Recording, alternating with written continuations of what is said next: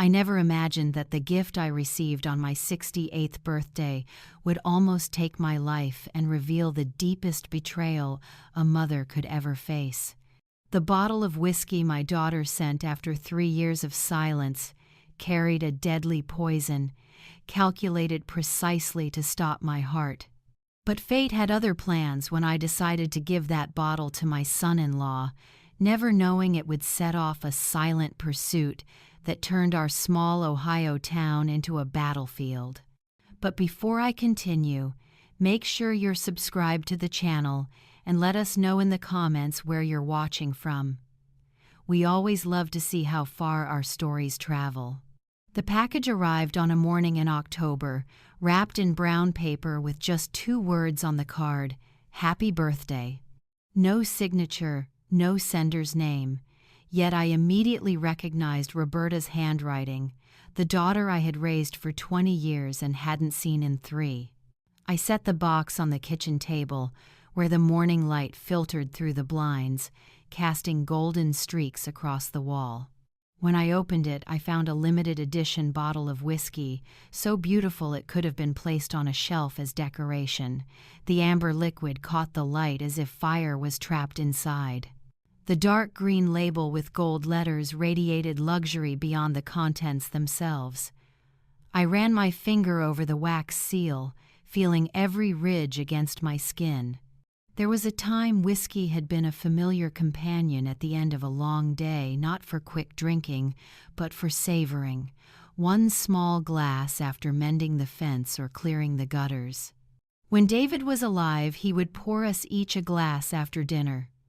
On Sunday evenings, we sat out on the porch, letting the crickets fill the silence. But that ended after the heart attack forced me to quit. 3 years without touching a drop, and Roberta knew it. She had been at the hospital when the doctor explained the long list of things I couldn't have if I wanted to live to 70. She never said a word, just kept her eyes on her phone, fingers scrolling nonstop. I told myself she was trying to distract herself. Now, I wasn't so sure. There was no dramatic fight, no slamming doors. Everything slipped away quietly. She started skipping Sunday dinners, then didn't show up for Thanksgiving. By the second Christmas without her, I realized we weren't speaking anymore. Silence can become its own habit. Seeing her handwriting again after all that time made my chest tighten. Not joy, not relief, just a weight without a name. The white card carried only 2 words, "Happy Birthday," written in blue ink. No, Mom. No signature, just 2 lonely words, as if saying more would be too much. I decided not to open the bottle, not even to think about it. I pushed it to the far side of the table and returned to my cold coffee. The ticking clock only made the house feel emptier. I thought of Michael, my son-in-law. Michael was the kind of man who never showed up empty-handed or without tools in his truck. 2 years ago, after a storm tore part of the roof, he was already on the ladder by 8 a.m., hammer in hand, while I was still sipping my first coffee. He was the kind who helped without being asked. If anyone deserved something fine, it was him. Since I couldn't drink whiskey, letting it gather dust on a shelf seemed pointless. Michael would open it, share it with friends, have a story to tell.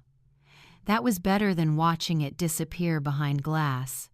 That afternoon, the bottle was strapped into the passenger seat of my old Chevrolet. I don't know why I did that habit. Maybe, but the thought of it falling bothered me. The sun was sinking westward, casting that amber light you only get at the end of October. Cornfields along the road had turned brown after harvest. The air carried a faint scent of smoke from a distant fire. Michael's house sat on a rise at the edge of town, a white-painted home with a front porch, like something out of a postcard. I pulled into the driveway, gravel crunching under the tires. He opened the door before I knocked, wearing a red flannel shirt and faded jeans, sawdust still clinging to his boots. "Jennifer, what's this?" he asked, eyes fixed on the bottle. "From Roberta," I said, handing it over. His brows lifted. "Roberta sent this?" "Yes. I thought you'd appreciate it more than I could." He turned it carefully, reading the label. "This is something special, Jennifer. That's the kind of bottle people save for a real occasion," I said. "Then let's make tonight an occasion." He smiled. "I will. Thank you." It felt good to see it go somewhere it would be valued. I headed back to my car, sunset glinting off the dashboard. On the drive home, I kept thinking about the bottle, not with regret but with curiosity. Roberta was never careless with money. When she was younger, she borrowed gas money and never paid it back. So why now? Why give me something she knew I couldn't use? That thought lingered as I pulled into the garage. I brushed it aside. Not everything needs a reason, I told myself. But even I didn't believe it. That night I made stew, the house filled with onions and carrots. It was a meal meant to share, but I ate alone. The wall clock neared 9 p.m. I was washing the last plate when the landline rang. Hardly anyone ever called that number. "Hello, Mom," Roberta's voice, soft as though no time had passed. I leaned on the counter, startled. "Roberta." "Happy birthday," she said, the pause unnatural. "Did you get my gift?" "I did. What did you think?" "It's a beautiful bottle." "Have you tried it yet?"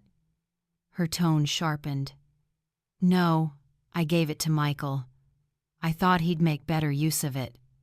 Silence. No crackle, no background noise, just a heavy pause. "You gave it to Michael?" Her voice grew cold. "Yes." A slow exhale. "I see." Then the line went dead. I stared at the phone before hanging up. The clock kept ticking. My stomach clenched not from the stew, but from something unseen. The way she asked about that whiskey, as if it mattered far too much. I turned out the kitchen light, went to bed, but sleep never came easy. When it did, it was restless. The next morning I tried to shake off the unease. I brewed coffee, sat with the paper. But by noon, the phone rang again. The screen showed an unfamiliar number. "Is this Mrs. Jennifer?" a woman's voice asked. "Yes. This is Roberta, Michael's wife. I think you should know Michael is in the hospital. He collapsed this morning. The doctors think it may be poisoning." The coffee cup in my hand went cold. Poisoning. He was fine last night. We shared a glass at dinner, and this morning he couldn't stand. "They're running tests now." I said nothing, staring at the kitchen counter where that bottle had sat less than a day ago. "Was there anything unusual?" she asked.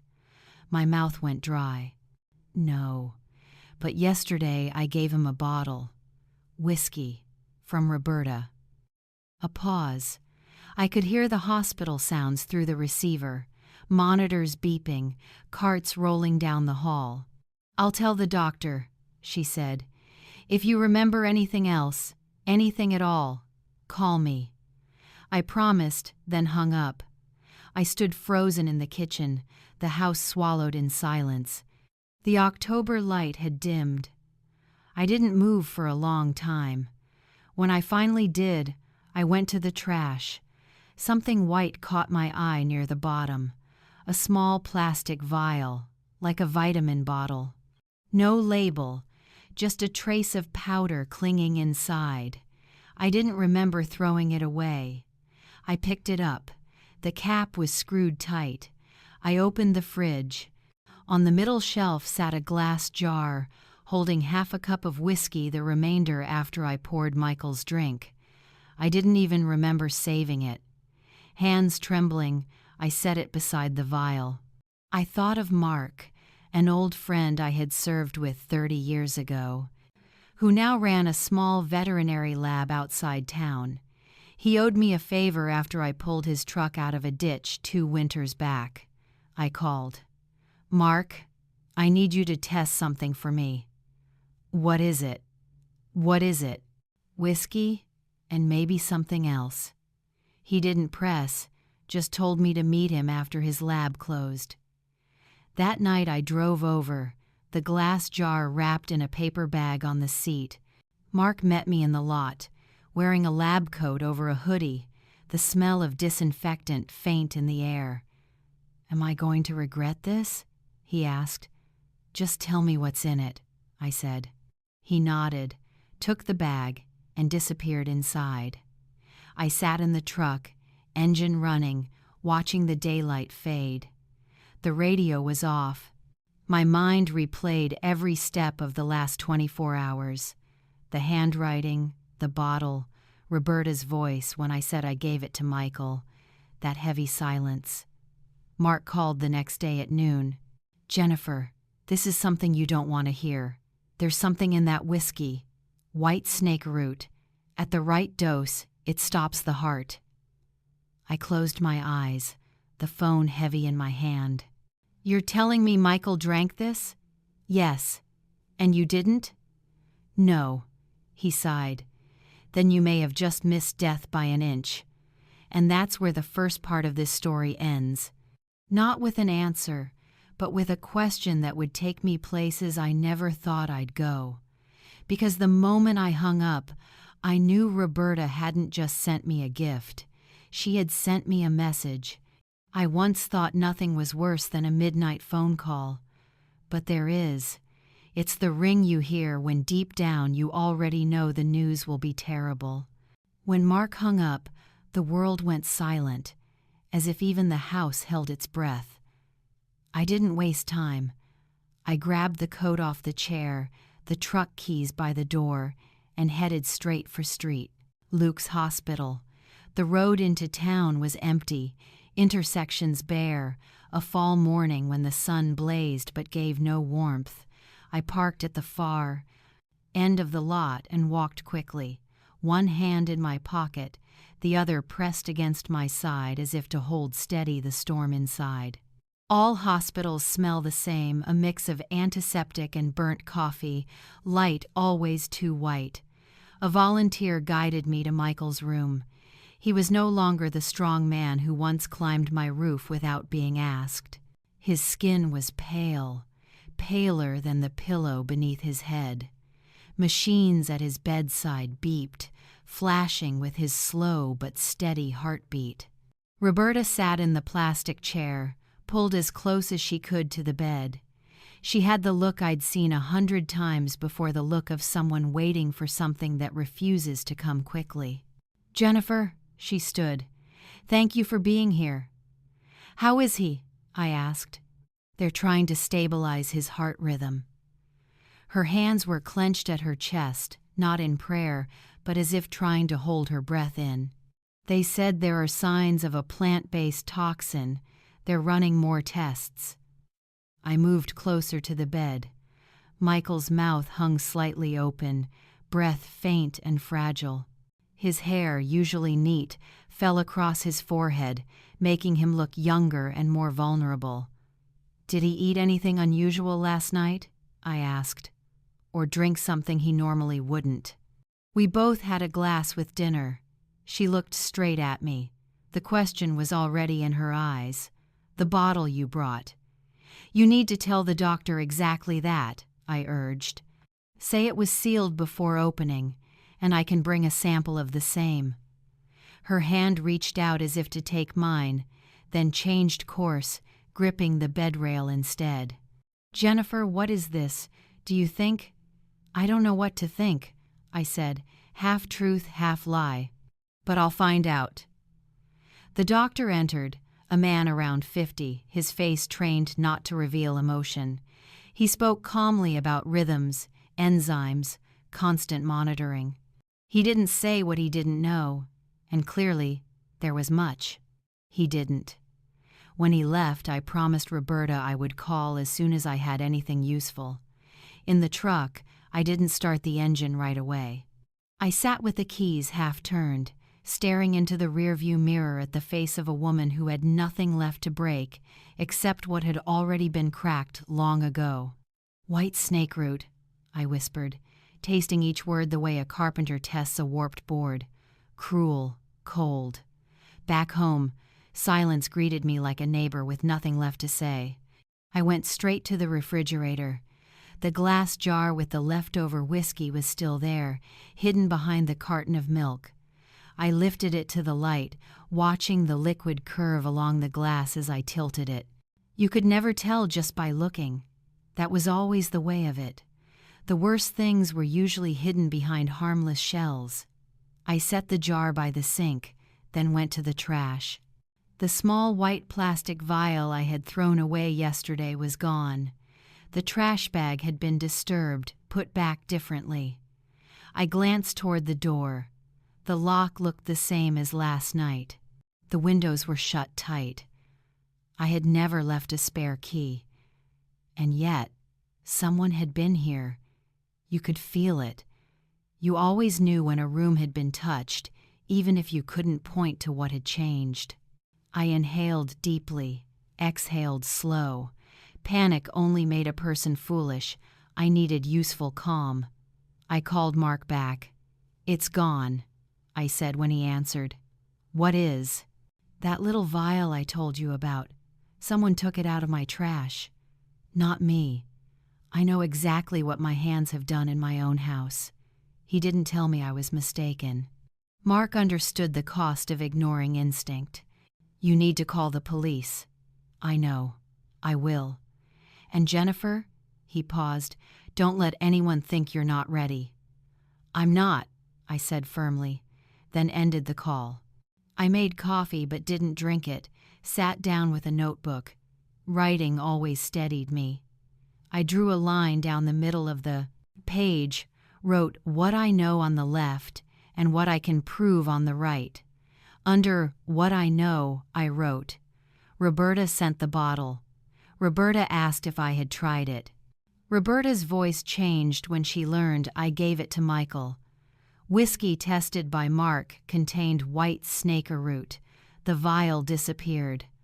Under what I can prove, I wrote, "Mark's results." The leftover whiskey sample. Roberta's call last night. I looked at the two columns and wished I could build a bridge between them. Bridges didn't appear just because you wanted them, you had to build them. I pulled an old digital recorder from the desk drawer. It was scratched at the corners but still worked. The battery was half full. I slipped it into the inside pocket of my coat, heavy as a hand pressing against my chest, reminding me to breathe.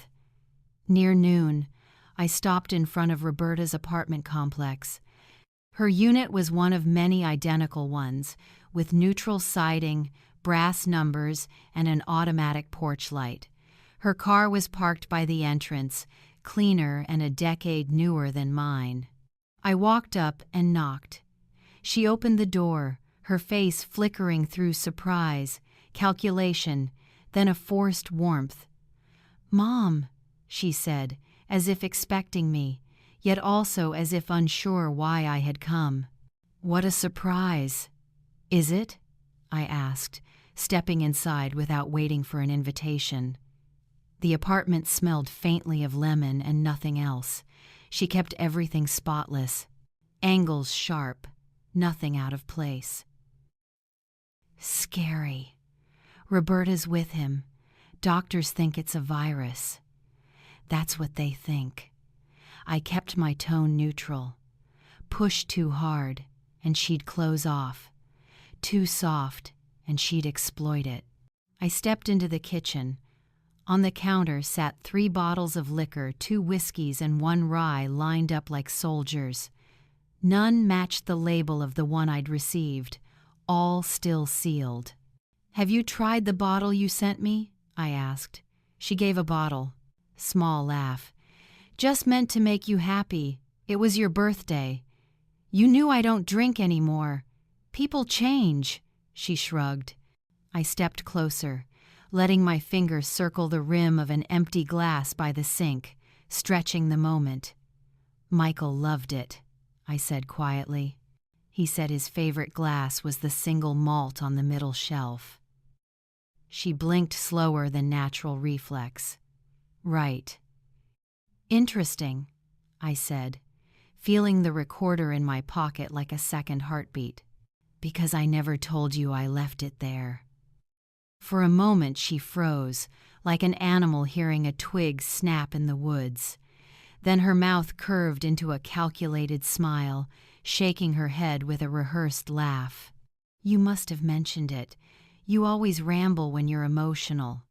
I didn't, I said, staring until she was forced to choose, avoid, or confront. She chose the third, picking up a towel to polish a glass that was already dry. Mom, she said, eyes fixed on the glass. Not me. You always overthink, always looking for something to fix, even when nobody asked you to. You sent me a $500 bottle I can't drink, I replied. I'm just trying to understand why. She set the glass down, arms spread as if to show she had nothing to hide.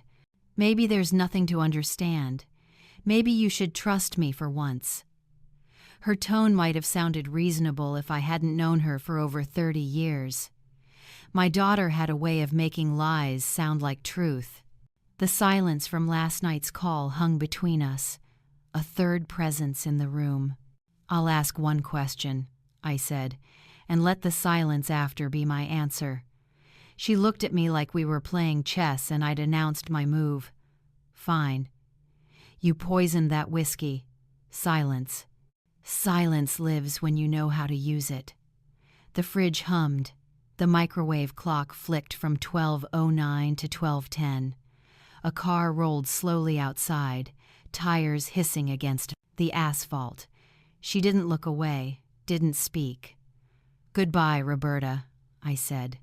Sometimes leaving is the only sentence that matters. She called my name as I turned. Mom! Her voice a hook, part warning. I stopped but didn't face her. You'll just keep accusing me.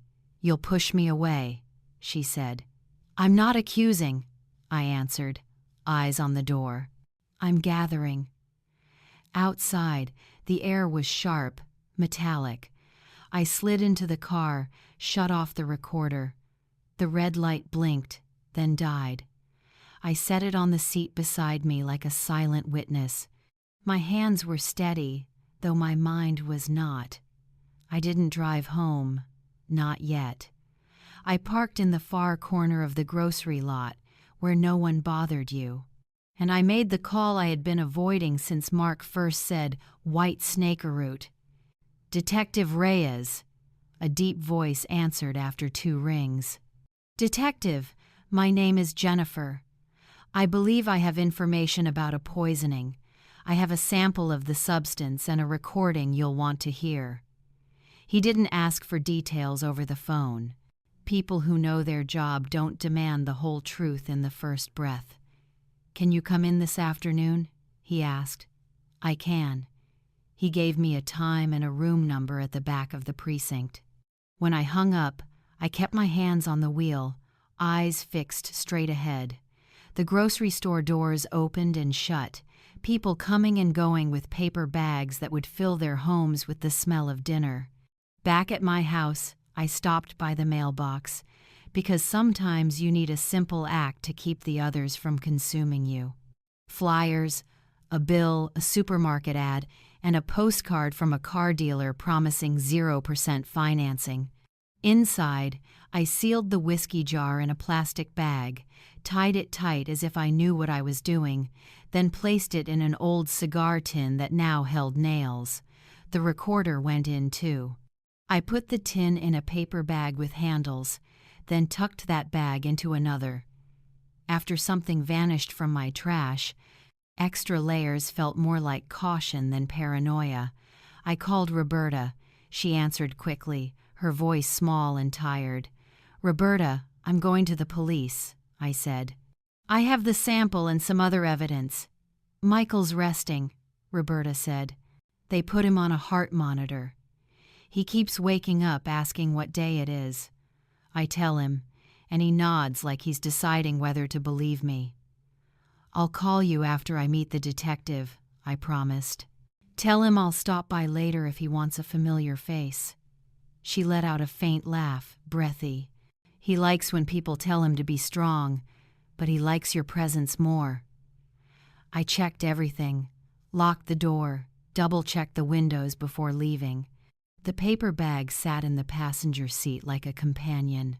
I buckled it in, a comforting habit when reason felt too far away. On the way to the station, I turned on the radio but didn't listen. People sang about simple things, first irritating, then tiring, then nothing at all. The precinct was colder than the hospital, though the smell was easier to bear. Reyes met me in a small room with a window facing a brick wall. He was younger than me, but no rookie. His eyes sharp, his tie loosened from long hours. He offered me water. I accepted, my mouth dry, and because refusing everything drew notice, he waited until I took a sip before asking his first question. Tell me about the whiskey. And I did.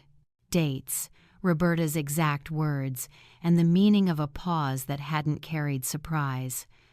I didn't share theories, only facts, leaving him to arrange them.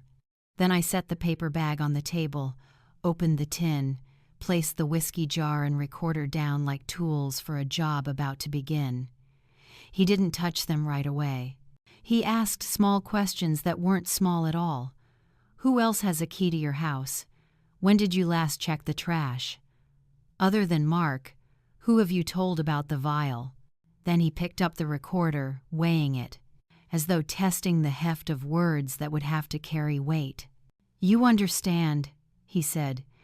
This doesn't become a case just because you and I have suspicions.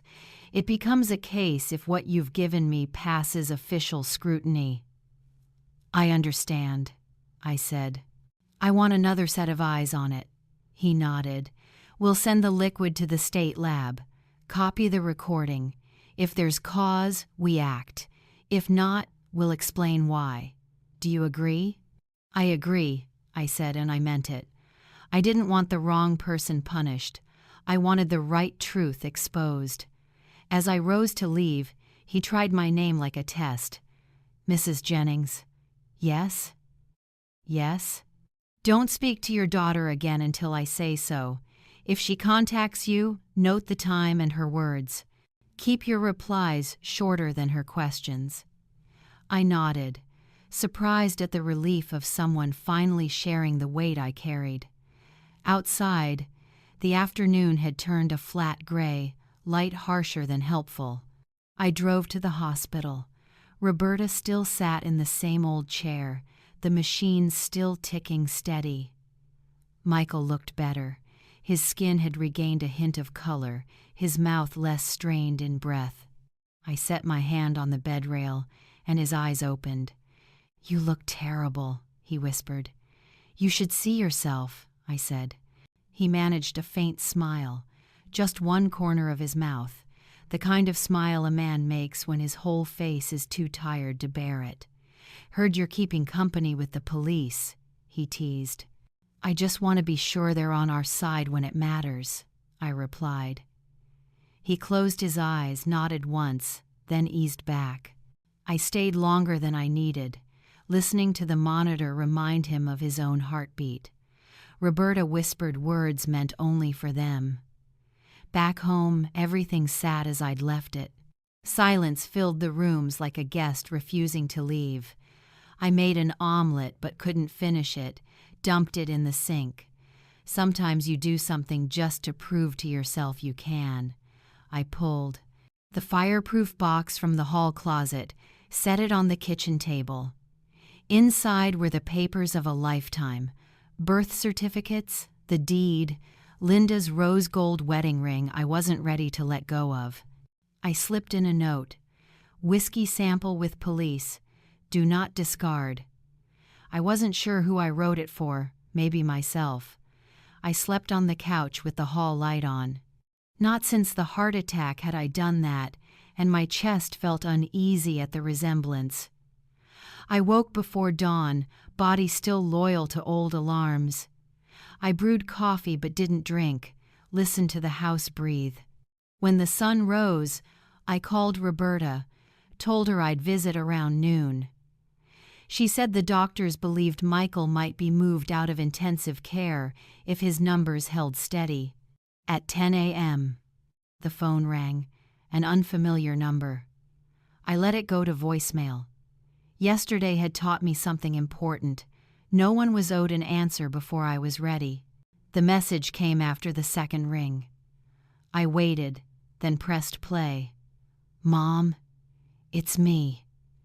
Roberta's voice was taut, strung like wire. "We need to talk as soon as possible." She paused. "Call me back." I didn't.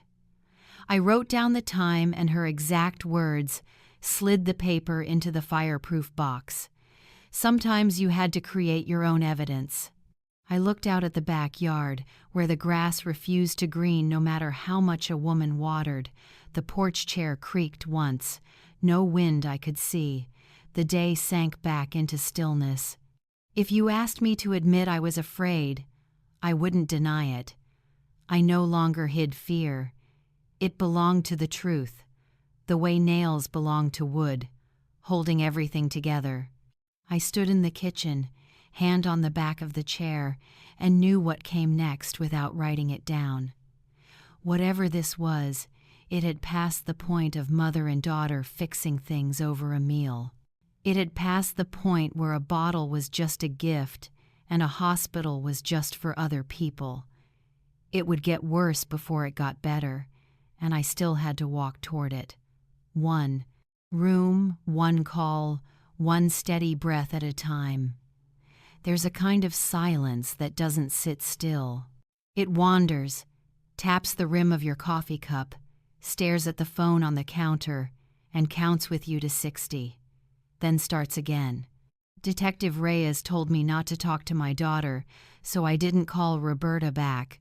I wrote down the time of the voicemail like a license plate I needed to memorize. That morning, I followed his instructions exactly, but the house felt as if it were under watch. I left the phone on the hall table, moved through the rooms with my hands behind my back, not because I expected to find anything, but because women like me don't sit when we can stand, don't rest when there's still work to do. The October light was weaker today, like a white veil pulled across the Sunday. I checked the back door, latched the windows, the side garage door with its stubborn lock that had to be lifted before it turned. Everything intact, everything ordinary. But ordinary doesn't mean safe. I poured a second cup of coffee, didn't drink it, then opened the fireproof box on the kitchen table. Inside were the deed, insurance papers, my late husband David's rose gold ring, the slip of paper with Roberta's exact words. I added another note.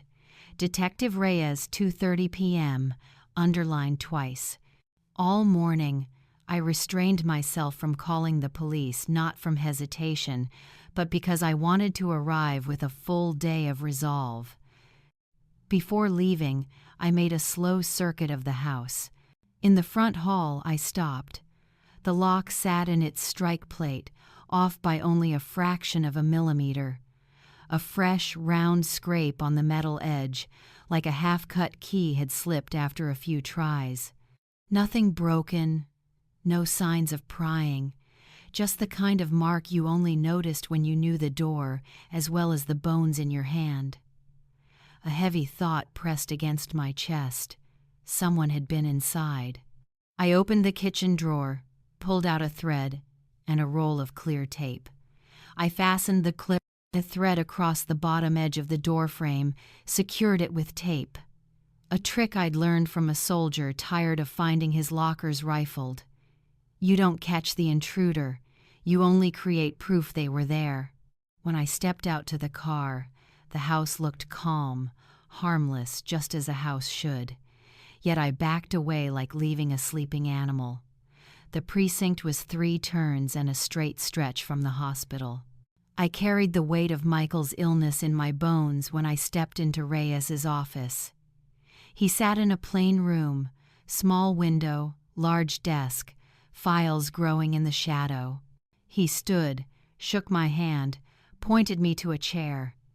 He didn't look sleep-deprived, nor over-rested. He looked like someone who knew what to do with hard facts. "Thank you for coming, Mrs. Jennings," he said. "And about the samples yesterday, we sent them to the state lab. Preliminary results from Mark, your friend, matched what we found. We're taking this seriously." "I suppose seriousness comes in degrees," I said. He almost smiled.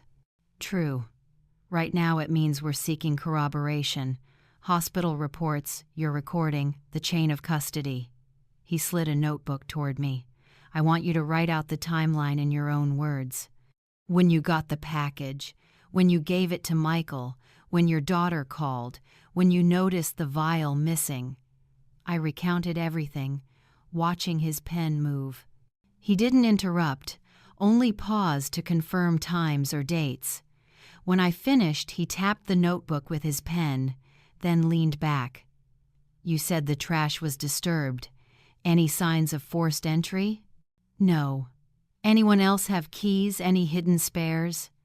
"No. I haven't given one out recently. My late wife had a set, my daughter had one as a child. When was the last time you saw her with it?" The answer pressed at me.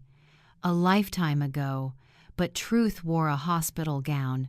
5 years ago, after the heart attack, Roberta came to pick up a few things for me before I was discharged.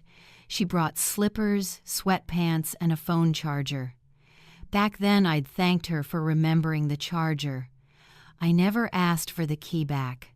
Maybe she left it on the kitchen shelf. After the heart attack, I said slowly. She kept the key, and I don't recall her returning it. Reyes nodded, neither surprised nor pleased. If someone entered without forcing a lock, that could explain the missing vial. Anyone else know? Just Mark. I'll have him write it down so no one can accuse us of fabricating evidence later. He closed the notebook. "Mrs. Jennings, I'll be blunt. Do not meet your daughter. If she invites you anywhere, tell me. If she shows up, call 911. I mean it." I thought of Roberta's voice in the voicemail, strung tight like a belt under a hot car hood you shouldn't touch. "I'll do exactly what you say." He slid a business card across the desk. "My cell number. If you feel unsafe, call. I'd rather be wrong twice than right too late."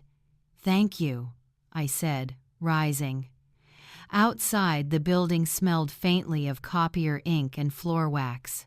I took 2 steps down the stairwell, paused on the landing to breathe, not from exhaustion, but to be sure the ground beneath me was the same ground I'd entered on. Roberta called as I parked at the hospital. I answered at once. "Jennifer, he's better," her voice thick with tears. "They're moving him from intensive care to step down. He keeps apologizing every time he wakes up, like he's ruined someone's party." "It'll be a real party when he's home," I said. "Can I visit?" Michael still looked pale but steadier, his eyes brighter. He extended his forearm as I stepped in, the handshake of a tradesman, gripping at the wrist. "You look worse today," he said, making Roberta laugh behind a tissue. "I saved my worst look for this visit," I replied, pulling up a chair. "Tomorrow I'll bring my best." Roberta excused herself to speak with a nurse. When the curtain closed, Michael lowered his voice. "Jennifer, between us, do you think Roberta did this? I think that bottle wasn't a gift." He studied me as if learning a language through expression. "Will you be all right?" "I'll follow the law," I said. "I'll be strong." That wasn't my question. I let the silence stretch long enough to show I'd heard. "I'll be all right when I face it." He squeezed my forearm once, then released. "Women like us don't hug unless we're saying goodbye." The squeeze was permission to skip ceremony. The curtain opened again. Roberta returned with a younger woman, about 30, hair pulled back in a ponytail, eyes tired but alert. I knew her from photos on Roberta's mantle, Emily, Michael's sister. We'd spoken maybe twice since the wedding, polite as distant neighbors. "Jennifer," she said, "I'm glad you're here." I stood. "Are you all right?" She glanced at Michael, fear and anger in her face, mostly fear. Her voice dropped. "We need to talk." Roberta brushed Michael's hand and said, "I'll give you two a moment," then stepped out. A woman who knew when to allow privacy, even unasked. Emily led me to the small family room in the corner. A coffee machine made everything taste like plastic, two straight-back chairs no one wanted to sit in. She stayed standing. So did I. "I don't know what you know," she began, "but I know Roberta's been different for a long time. Distant, secretive. She kept jars on a garage shelf, dried plants, said it was a hobby. She joined online groups about herbal extracts." She swallowed hard. I didn't think it connected to this." "White snakeroot," I said. "You ever hear of it?" Her eyes flickered, recognition or fear or both. "Yes, I saw it in her search history. I thought she was just reading, just researching. Detective Reyes will want to speak with you, if you're willing." She nodded quickly. "I already called, left a message." "Good," I said.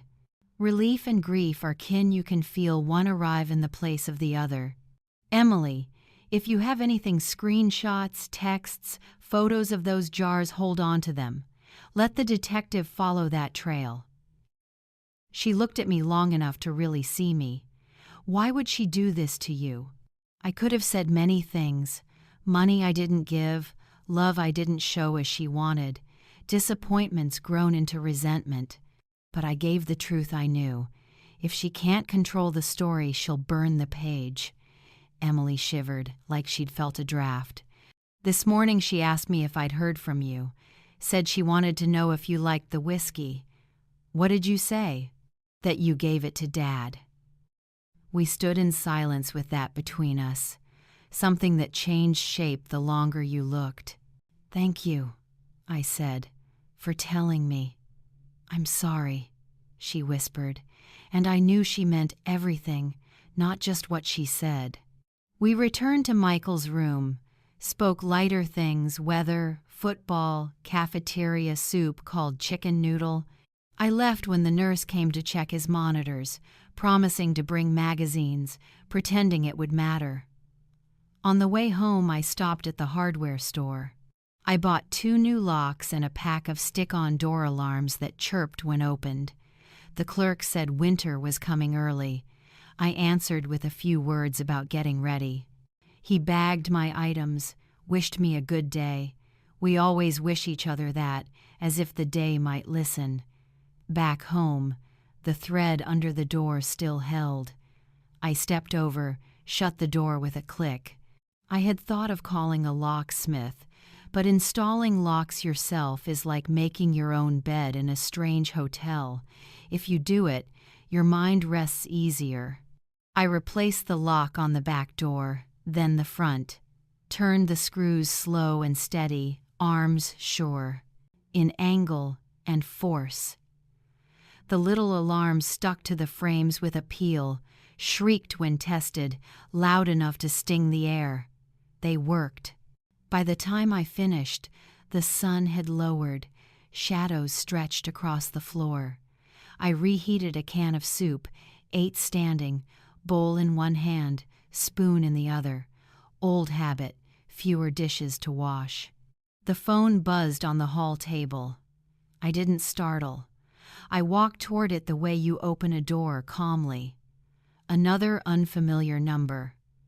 I let it ring out. Seconds later, a text arrived. "Roberta, we need to talk in person today." A second followed before I'd finished reading. "Roberta, don't make this worse." I set the phone down like it could burn me. I wrote the time and her exact words, slipped the paper into the fireproof box. Then I pulled Reyes's card from my wallet and dialed. He answered quickly. "Reyes, this is Jennings. She's asking to meet." "No," he said, firm as a gate slamming shut. "Forward the texts to me. I'll log them. If she calls, let voicemail take it. She's left messages. You've documented them. Keep doing that." I hesitated. "Detective, could you check my front door? I think someone's using a key that isn't mine. I can send an officer to photograph and log it. I'll stop by if I'm free within the hour." He arrived in 40 minutes with a young officer named Pimentel. They photographed the strike plate, the faint scrape of a key, the thread I'd taped beneath the frame like a makeshift snare. Reyes didn't look surprised. He wasn't the type who enjoyed being right, but he didn't waste effort faking shock either. "Do you have the original keys?" he asked. I went to the hall closet, brought out the small box where we'd kept spares for 20 years. Inside were 2 brass keys, neatly labeled by Linda's hand, front and back, and one that shouldn't have been there, an unlabeled copy, poorly cut, making the box sit uneven. My stomach turned cold. "This one isn't ours," I said firmly. "We always labeled everything." Reyes told Pimentel to bag it as evidence. "See if we can lift prints. No promises." "Do everything you can," I said. "I want every piece of this story to stop pretending it doesn't belong together." When they left, the house felt different, not safer, not less watched, just officially marked. Something shifts when the outside world steps into your private space. The ground seemed to tilt, then settle at a new angle. I sat at the kitchen table, cupped an empty coffee mug in both hands. The porch chair creaked. No wind. I waited for footsteps that didn't come. I flipped the phone face down, set it to Do Not Disturb. When I was a child, I thought adulthood meant no one told me what to do. Now it means I've learned who I have to listen to.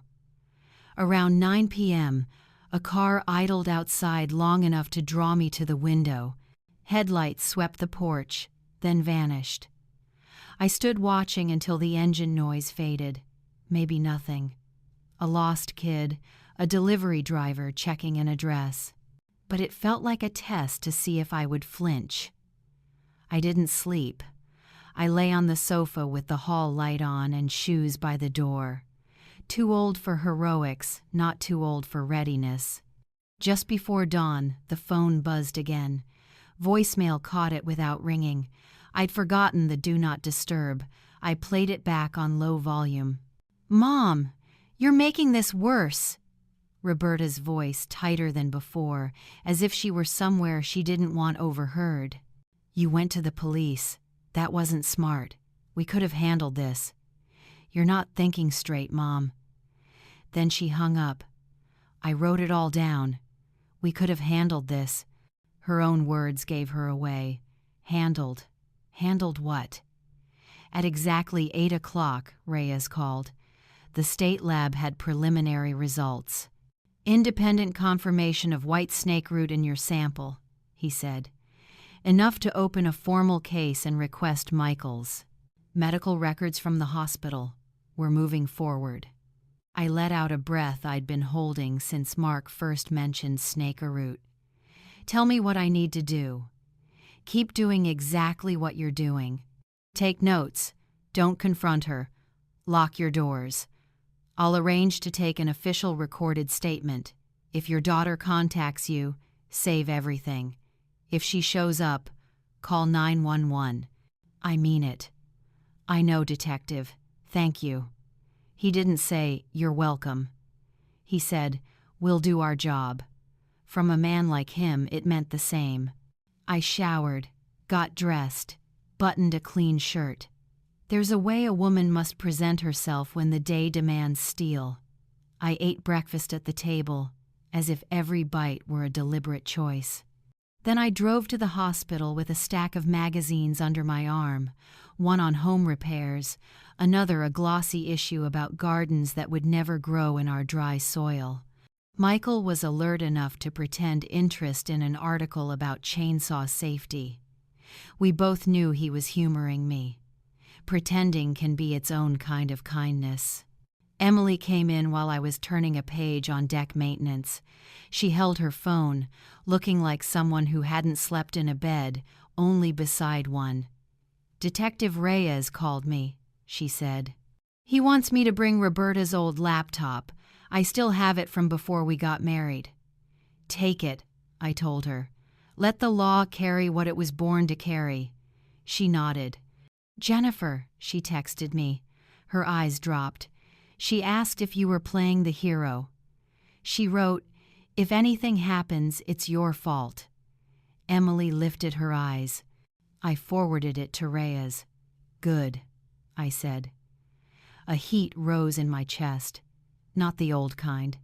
The kind that knows the difference between a threat and a warning. Don't reply to anything she sends. Not even to say you won't reply. When I left, the noon sun was harsh and unforgiving. I drove the long way home, not out of fear, but to buy distance before what was coming. The thread at the door still held. I stepped over it like a border that had to be honored, closed the door behind me. I sat down, wrote in big letters on a yellow pad. "What does she want?" Beneath it, I drew 2 columns. Money. Control. Under money, I wrote, "Last winter 20,000 denied." Under control, I wrote, "Placement of bottle, missing vial." Phone call. "We need to talk." The control column outweighed the other. Money is a motive. Control is a habit. Habits outlive. Near noon, the door alarm shrieked. I jumped, phone in hand, before my mind could tell my body it was overreacting. The bell rang again, doing its job. I moved to the window, staying out of sight, lifted the curtain with one finger. A delivery truck. The driver opened the screen door, left an envelope on the mat. He glanced at the alarm, shrugged like a man who'd heard worse, then backed away. The door clicked shut. The alarm stilled. I waited until my pulse slowed before opening the door. No return address. Inside was a single sheet of paper, no note, just a printed photo. My porch last night, taken from across the street, the chair motionless, porch light on, no one in sight, taken within 12 hours. I looked down the street, to the neighbor's fence, to the corner where a car could idle, lights off, unseen. I slid the photo into the fireproof box, added it to the file, then called Reyes. He picked up at once. I described the photo, how it came, what it showed. "Don't throw it out. I'll send someone to collect it." "You're going to get sick of me," I said. "I'd rather that than the alternative," he replied. Then he hung up, turning the call into an assignment. I stood at the window, watching the street from the corner of my eye, like an animal tracker who didn't want to spook the prey. The porch chair moved slightly. There was no wind. Houses are like that. Things you think are still always signal, if you're willing to. Look. By late afternoon, the police had collected the photo and taken a statement about how it arrived. They bagged the envelope too. Reyes texted, "We're requesting neighborhood security footage." Dusk fell like a slow-closing door. I reheated last night's soup, ate on the back steps, October air cutting sharp in my lungs. The yard darkened. The chair stayed still. In the distance, a dog barked at something only dogs can sense. I went inside, turned on the hall light. The phone buzzed again. "Roberta, you think they'll protect you from what you started? Call me." I didn't call. I wrote it down, filed it in the box. The box shut with a soft, decisive sound.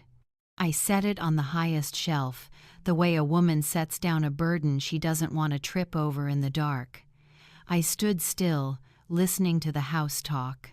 Wood creaking, sighing, the low hum of the fridge, the tick of a clock that knew nothing of meaning. I thought of the first time Roberta said, "Mom," how it made my heart rise to greet it.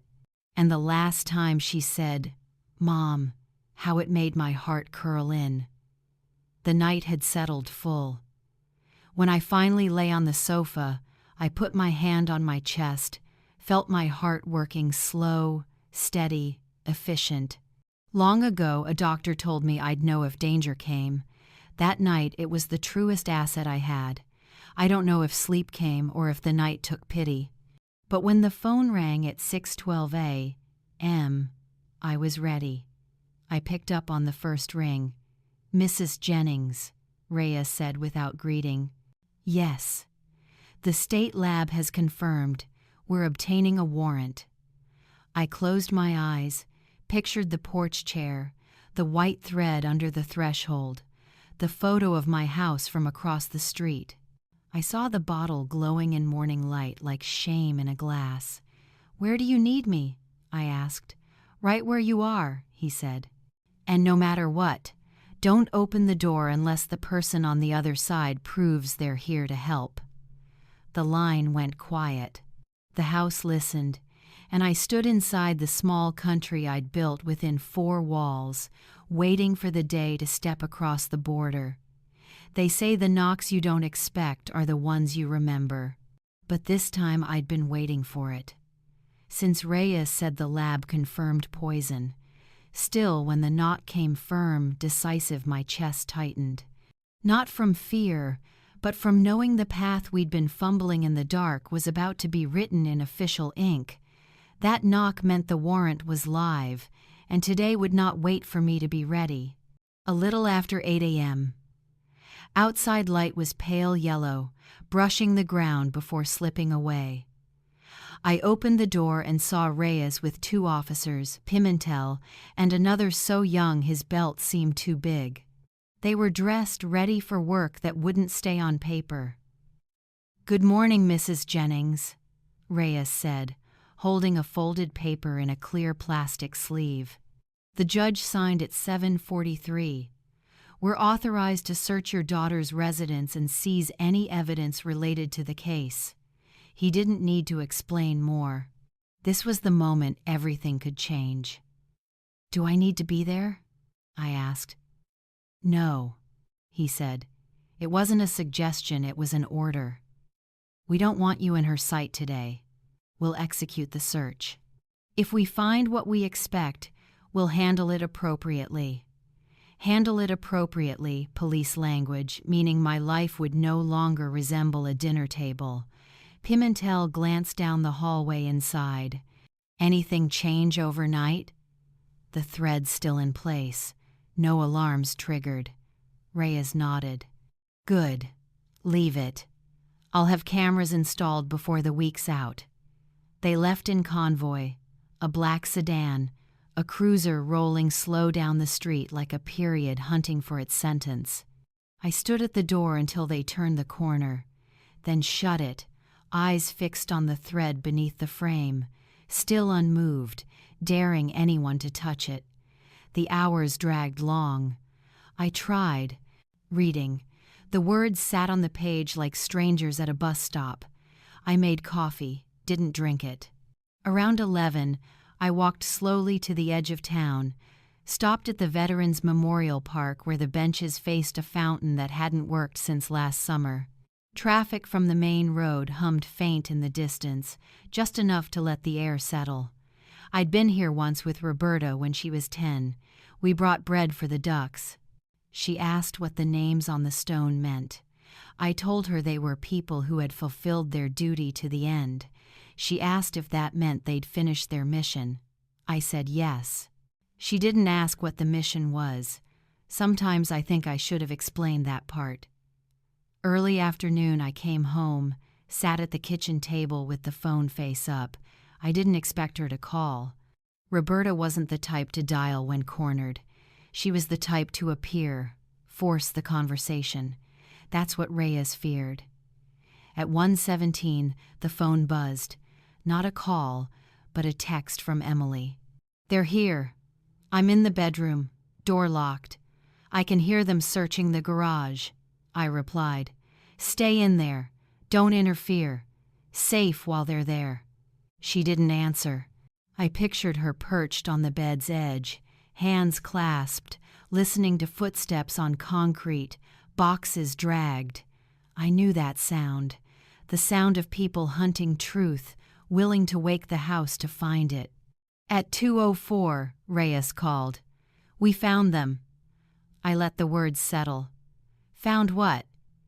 3 glass jars labeled with tape, RCB, dried root, extract. 2 had dried herbs consistent with white snake root. The third contained liquid, sending to lab for confirmation. Also found handwritten notes on preparation, estimated doses, and an envelope with your name, unsealed. Inside, a slip of paper, your name at the top. At the bottom, the words you'll understand why when it's done, and in the center, nothing but a drawing of a plant with the roots circled. The kitchen felt colder. She had left a note in case the whiskey worked. That's what it seemed. Reyes's voice was steady. "We'll log it, tag it, photograph it. Emily's cooperating fully. She's allowing us to check shared devices." "Have you got her yet?" I asked. "Not yet. She wasn't home when we arrived. We're issuing a warrant for her arrest." I clenched the phone tighter. "If she comes here?" "Your address is flagged priority. Do not confront her." The line went quiet a moment. Then he added, "We're shifting from suspicion to evidence, Mrs. Jennings. That changes everything." "I understand." I hung up, opened the fireproof box, wrote, 2:04 p.m., Reyes called. "Found jars, notes, letter." I read back through each earlier entry like flipping the manual for a machine that couldn't be dismantled. Each line proof that the past month hadn't been a fever dream. By 3:30 I called Linda to update her. Michael was sleeping. She listened without interrupting, just as she had when I called from the ER after the heart attack. "Jennifer," she said when I finished, "this ends only 2 ways. Either they catch her or she gets away. She won't get far," I said.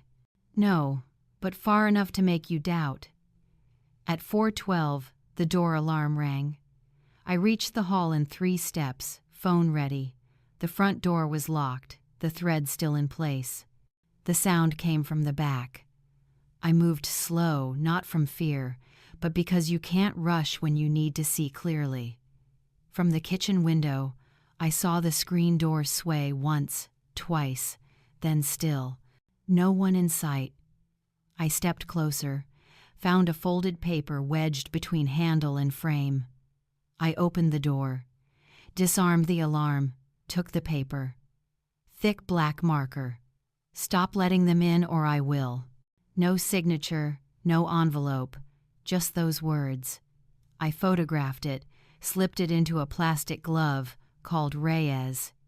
He said an officer would be there in 15 minutes. Pimentel. Arrived in 10.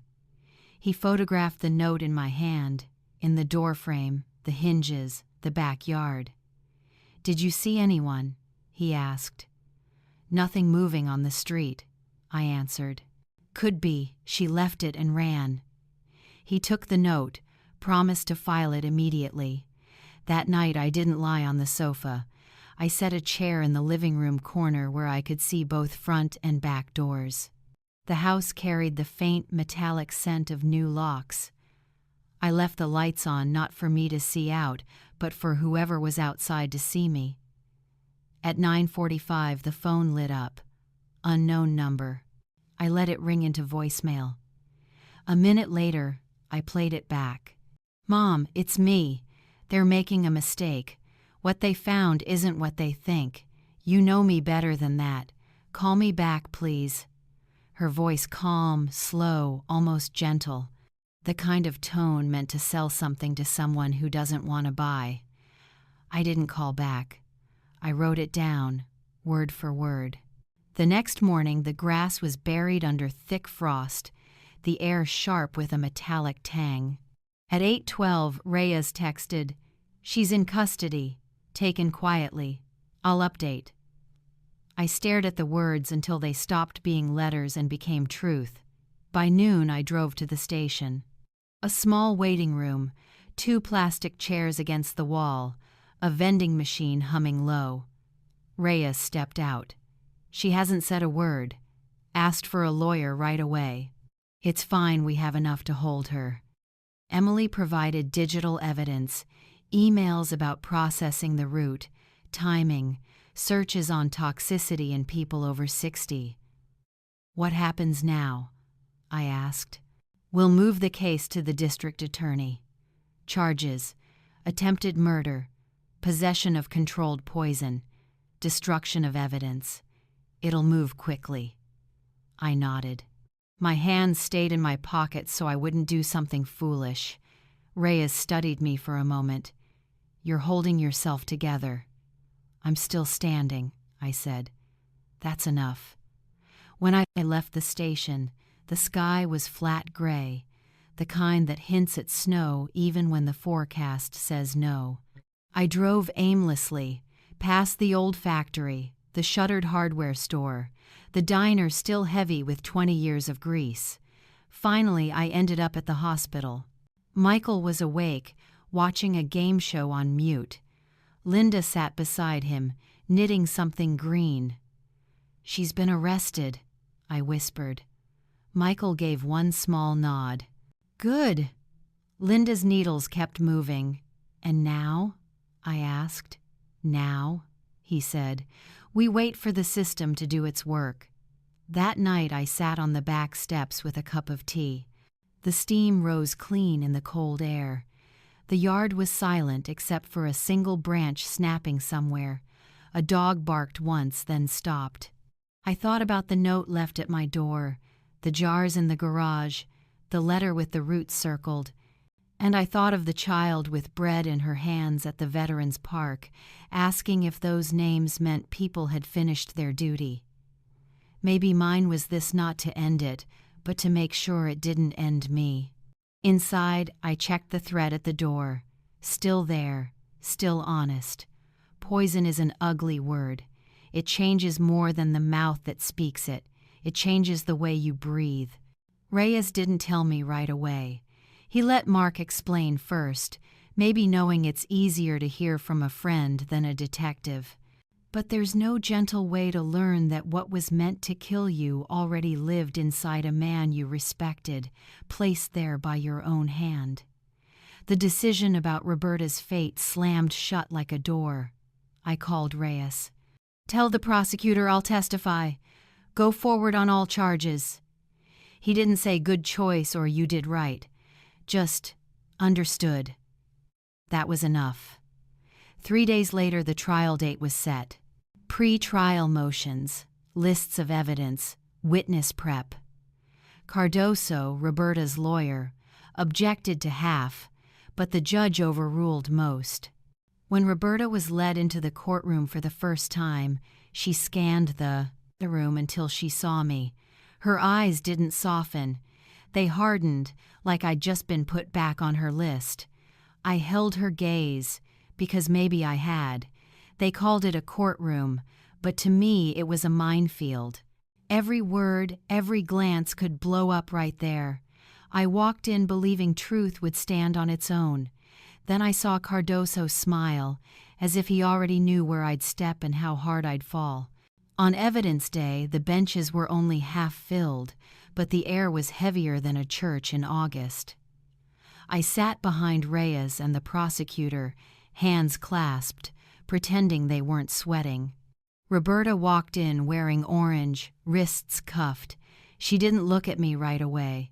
Then a flick, just enough for her mouth to twitch, not a smile, but something colder.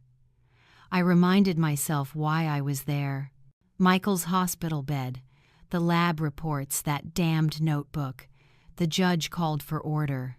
Reyes testified first, professional and plain-spoken. guiding the court through how the whiskey arrived, was tested and confirmed poisoned. Cardoso objected twice, citing chain of custody issues, but the judge dismissed both. Then it was my turn. The clerk swore me in. I sat, the microphone close enough to pick up my breathing. The prosecutor began with simple questions: name, age, address, relation to the defendant. "Yes, Roberta is my daughter," I said. Saying it out loud felt foreign, like it belonged to someone else's life. He walked me through the day the gift arrived. I described the package, the handwriting, my decision to give it to Michael, his hospitalization, Mark's test of the bottle. I kept my voice even, just as Reyes had advised. Stick to the facts. Let the evidence speak. Then Cardoso stood. "Mrs. Jennings," he began, voice smooth as polished wood. "You claim you recognized my client's handwriting on that note." "Not claim, I know. But you hadn't seen her writing in over 3 years?" "That's right. So you could be mistaken?" "No." He leaned forward, hand on the rail. "You're telling this court a woman's life should be destroyed because you believe a scrap of writing looks like your daughter's?" Heat rose in my chest. "I don't believe. I know." Cardoso stepped back, almost casual. "Interesting. Because right here," he held up a paper, "we have a certified handwriting analysis stating that note could not have been written by Roberta Jennings." Murmurs rippled through the room. The judge banged the gavel. The prosecutor objected, questioning the report's validity. The judge admitted it into record, but my stomach dropped. Cardoso smirked. "And isn't it true, Mrs. Jennings, that you and my client had a strained relationship for years, that you sold your mother's farm without her consent?" The prosecutor objected again, irrelevant, inflammatory. "Overruled," said the judge. "The damage was done. The jury had heard it. By the time I stepped down, my legs felt heavier." Reyes met me at the table. "They're trying to paint you as bitter, vengeful. That's all they've got. Don't let it stick." But it already had. Outside the courthouse, Michael leaned on his cane. "They're playing dirty," he said. "Truth doesn't matter if they can see doubt." I nodded. "Now they've got that handwriting report." Michael gave a thin smile. "Bought, maybe. I've seen it in business disputes. Opinions sell as easy as ties." On deliberation day, the sky hung low and gray, as if weighing our choices. I sat in the gallery, hands clasped, eyes fixed on the back of Roberta's head. Cardoso had done his work, sowed doubt, painted me as a resentful mother. But the prosecutor hammered the evidence: the notebook with RJ beside lethal doses, the jars found where Emily said, the search history on white snake root and cardiac arrest in the elderly. When the jury returned, I drew a deep breath. The foreperson stood, eyes on the judge, not on Roberta. On the charge of attempted murder in the first degree, we find the defendant. For half a second before the words landed, I realized I'd been holding my breath since the whiskey appeared on my porch. Guilty. Just one word, falling like the first drop of rain after months of drought. No thunder, no roar, quiet, undeniable. I knew there was no way back. Not for Roberta, not for me. The court didn't erupt with sighs like in movies. It simply breathed differently, and for the first time in 3 years, so did I. The judge thanked the jury, dismissed them, then read the sentence. 25 years, no parole for the first 15. His voice was steady, but I felt the weight of every syllable pressing down. Roberta didn't flinch, just stared past him, cuffs in front, eyes fixed on some point above his head. To the untrained, it might have looked like boredom. The deputies moved to escort her, but at the last second she turned. Our eyes locked. For a moment there was no court, no jury, no police. Just the child I once taught to swing a bat, staring at the woman she had tried to kill. Her lips moved.